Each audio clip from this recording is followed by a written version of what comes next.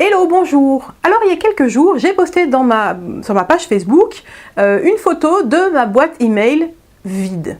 Et c'est une photo qui a beaucoup fait parler. J'ai eu beaucoup de personnes qui m'ont dit, mais comment tu fais pour avoir une boîte email sans email, une boîte propre?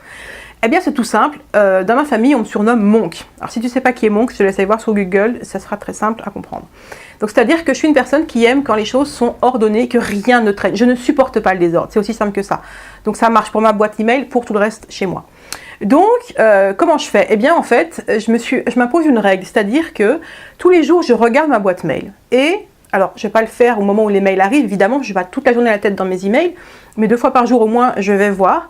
Et je prends les mails un par un dans l'ordre d'arrivée, j'ouvre le mail en question et je regarde ce que j'ai à faire.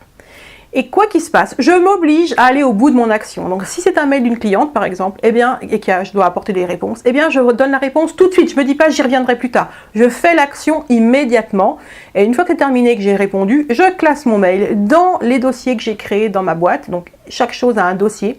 Oui, je suis un peu psychorigide, mais j'assume. Et donc, je classe le dossier, l'email, et je fais pareil pour le mail d'après. Le mail d'après, si c'est une publicité, si ça n'a aucun intérêt, poubelle, directement. Et donc, je m'oblige à ouvrir chaque mail et à traiter chaque mail au moment où je l'ouvre. Parce que, on le sait, si on remet les choses à plus tard, eh bien, on ne les fait pas, ou ça va prendre un temps infini, ou bref. Il y a toujours une bonne raison de ne pas faire les choses. Donc, mon conseil, c'est vraiment de faire les choses. Au moment où tu ouvres le mail, tu fais l'action qui est en lien avec ce mail. Alors évidemment, il y en a parmi vous qui doivent déjà avoir des boîtes qui débordent. J'ai déjà vu des boîtes avec plus de 2000 mails et dont la moitié n'était pas ouverte. Dans un cas comme ça, quoi faire? En toute honnêteté, moi je te dirais, le ménage par le vide. C'est-à-dire que de toute façon, s'il y a des mails dans ta boîte qui datent de plus de 6 mois en arrière, que tu ne les as pas ouverts ou que tu n'as rien fait, je pense que les personnes qui t'ont envoyé ces mails ne s'attendent plus du tout à avoir de tes nouvelles ou à que tu fasses quoi que ce soit. Donc je dirais de décider d'une date, par exemple... un mois en arrière par exemple, et tout ce qui est plus vieux qu'un mois en arrière, tu le sélectionnes et tu le mets à la poubelle. Et oui, c'est aussi simple que ça.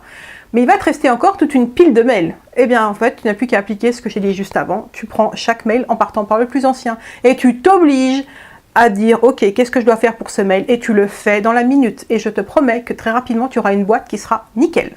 Voilà, il n'y a pas de miracle, il n'y a pas de solution miracle, ça passe par une certaine discipline si on veut avoir une boîte mail qui soit propre et qui ne soit pas en train de déborder. Voilà, eh bien écoute, c'est tout pour aujourd'hui, je te dis à très vite pour une prochaine vidéo.